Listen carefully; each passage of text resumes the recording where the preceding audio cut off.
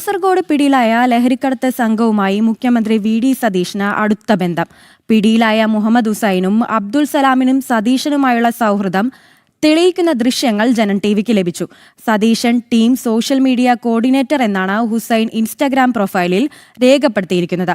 Abdul സലാമും ഹുസൈനും Ernakulam പറവൂരിലെ VD. സതീശന്റെ വീട്ടിലെ സ്ഥിരം സന്ദർശകരാണെന്നും സൂചനയുണ്ട്. ജനം എക്സ്ക്ലൂസീവ്.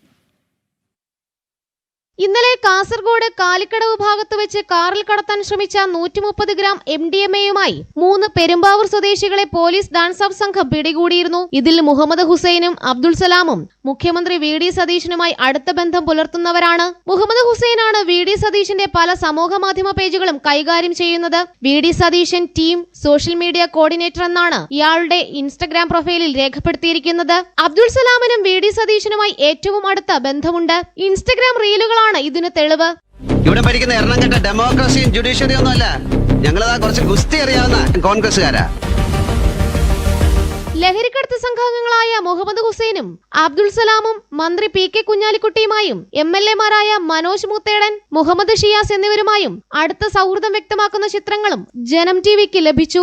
ഗുണ്ടാ നേതാവ് പെരുമ്പാവൂർ അനസുമായി ബന്ധമുള്ള അബ്ദുൾ സലാമും മുഹമ്മദ് ഹുസൈനും വി.ഡി. സതീശന്റെ വീട്ടിലെ സ്ഥിരം സന്ദർശകരാണ്. മുൻപ് പെരുമ്പാവൂർ വെങ്ങോലയിൽ യൂത്ത് കോൺഗ്രസ് ഭാരവാഹിയായിരുന്ന ഹുസൈന് നിലവിൽ സംഘടനാ ചുമതലകളില്ലെന്ന് കോൺഗ്രസ് ജില്ലാ നേതൃത്വം പറയുമ്പോഴും മുഖ്യമന്ത്രിയും മന്ത്രിമാരുമടക്കമുള്ള വൻ രാഷ്ട്രീയ നേതാക്കൾക്ക് ലഹരിക്കടത്ത് സംഘാംഗങ്ങളുമായി എങ്ങനെ അടുത്ത ബന്ധമുണ്ടായി എന്ന ചോദ്യത്തിന് നേതൃത്വത്തിന് പക്ഷേ ഉത്തരമില്ല.